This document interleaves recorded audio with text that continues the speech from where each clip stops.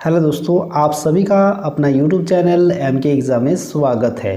तो आज जो पढ़ने वाले हैं हम लोग वो क्लास 10 के 12.1 एक्सरसाइज का क्वेश्चन नंबर 1 बताएंगे मैं आप लोगों को। पहले अब यहाँ पर देख सकते हैं इसमें क्या दिया गया कि दो वृत्तों के त्रिज्याएं क्रमशः 19 सेंटीमीटर और 9 सेंटीमीटर है। उस वृत्त की त्रिज्या ज्ञात कीजिए। इसमें कहा गया है, इसमें आप देख सकते हैं कि इसमें त्रिज्या आपको निकालना है, ठीक है, जिसकी परिधि इन दोनों वृत्तों के परिधि के योग के बराबर है। यानी कि ये जो त्रिज्या दिया है 19 सेंटीमीटर यानी 19 सेंटीमीटर और 9 सेंटीमीटर जो दिया है, इसके जो वृत्त की जो परिधि है, ये दोनों वृत्त की परिधि को जोड़ेंगे और जो नया वृत्त बनेगा उसका आपको त्रिज्या निकालना है, ठीक है।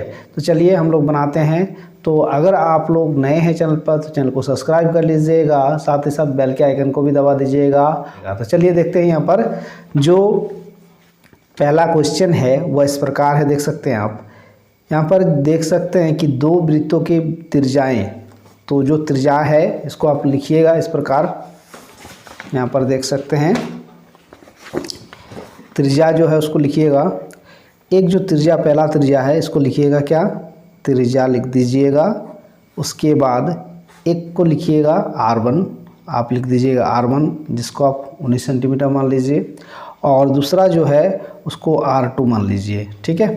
त्रिज्या जो है, दूसरा जो त्रिज्या है उसको आप R2 मान लीजिएगा जो 9 सेंटीमीटर है। अब जो आपको निकालना है वह नई त्रिज्या है, ठीक है। तो माना उसको मान लीजिएगा, माना नया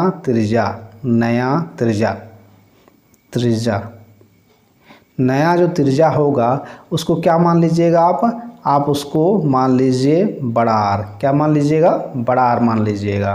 तो चलिए हम निकालते हैं इसका त्रिज्या का मान।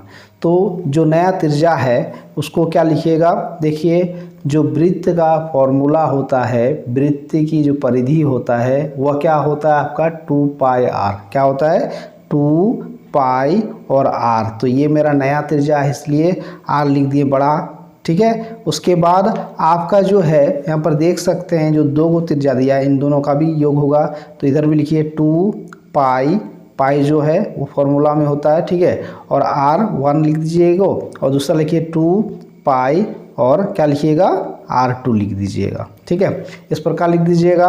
अब जिसका वैल्यू दिया है उसको बैठाइए। तो इसमें वैल्यू किसका दिया हुआ है, इसमें देखिए 2 पाई है, दोनों में 2 पाई करके है, तो यहाँ पर 2 पाई लिख दीजिए, फिर और एक बार R लिख दीजिए।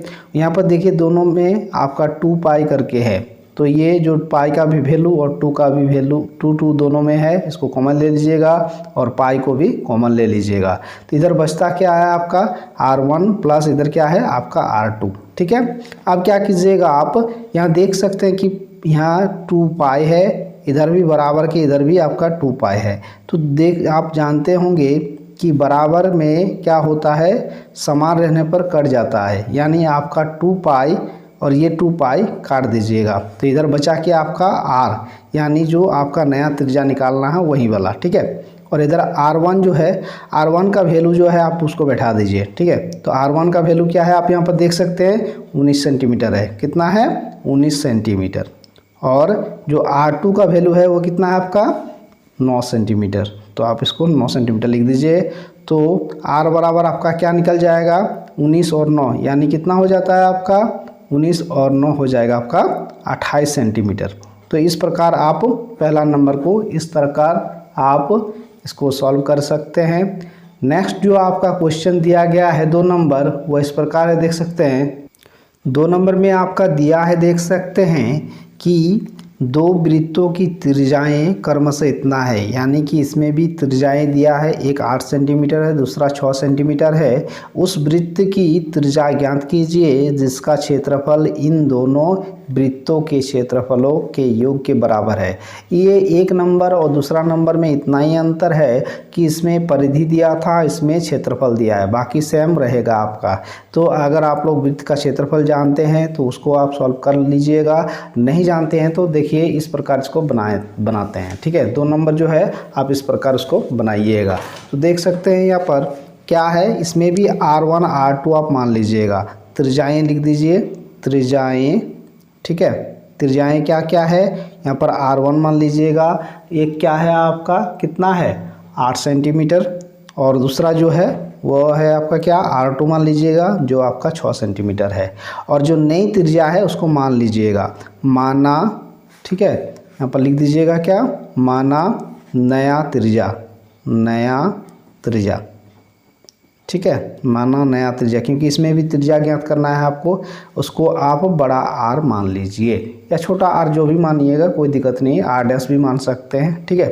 तो अब आप लिखिएगा क्या, वृत्त का जो क्षेत्रफल होता है, ठीक है, क्षेत्रफल होता है, वृत्त का क्षेत्रफल क्या होता है आपका, वृत्त का क्षेत्रफल हो जाता है, यहाँ पर पहले आप यहाँ कहीं पर भी उसको लिख सकते हैं, तो आप बनाइएगा यहाँ पर, अतः वृत्त का क्षेत्रफल हो जाता है आपका, क्या होता है, वृत्त का क्षेत्रफल, वृत्त का क्षेत्रफल, ठीक है, बराबर जो है इधर दोनों वाला का आप इसको जोड़ दीजिएगा, तो वृत्त का क्षेत्रफल हो जाता है आपका 2 पाई r स्क्वायर होता है, क्या होता है, पाई r स्क्वायर, ठीक है, सिर्फ पाई r स्क्वायर, वृत्त का क्षेत्रफल हो जाता है आपका पाई r स्क्वायर, ठीक है। तो आप इस प्रकार इसको लिखिएगा, तो ये आपका सूत्र है, इसको इस प्रकार यहाँ पर बैठा दीजिएगा, बाहर में भी आप लिख सकते हैं इसको। तो नया त्रिज्या आपका ये हो गया।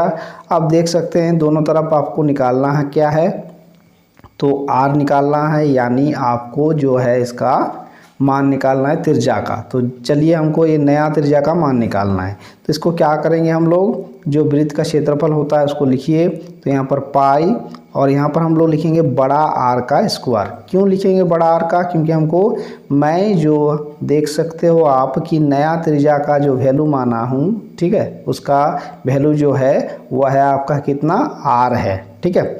जैसे आप R1 R2 माने हैं, क्योंकि ये छोटा हम लोग इसलिए इसको इंडिकेट अलग किए हैं, क्योंकि जो आप समझ में आए आपको कि नया त्रिज्या बराबर R, आप इसको बड़ा से मान लीजिएगा। तो यहाँ पर देख सकते हैं कि जो वृत्त का क्षेत्रफल है वह पाई r स्क्वायर मैंने लिख चुका हूँ।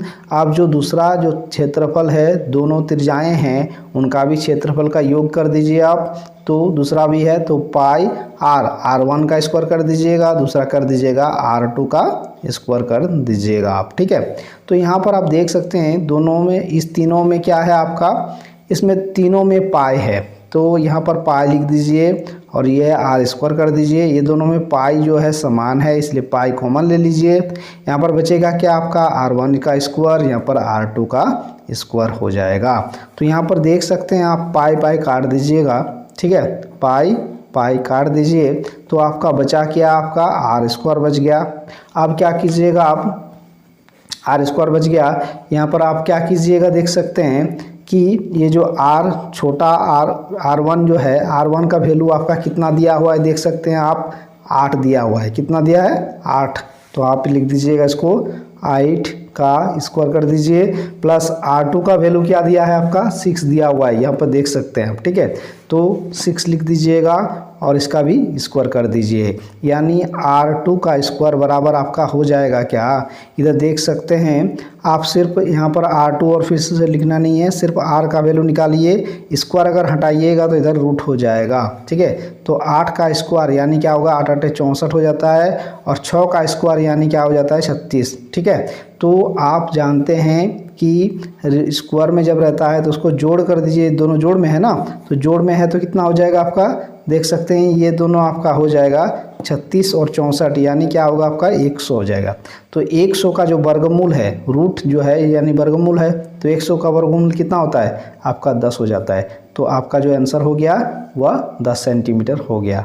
तो इस प्रकार आप इसको सॉल्व कर सकते हैं। आगे जितने भी क्वेश्चन हैं मैं सबको सॉल्व करूंगा। तो इस वीडियो में मैं इतना ही आप लोगों को बता रहा हूं। नेक्स्ट वीडियो में फिर से मिलूंगा आप लोगों से। थैंक यू, धन्यवाद।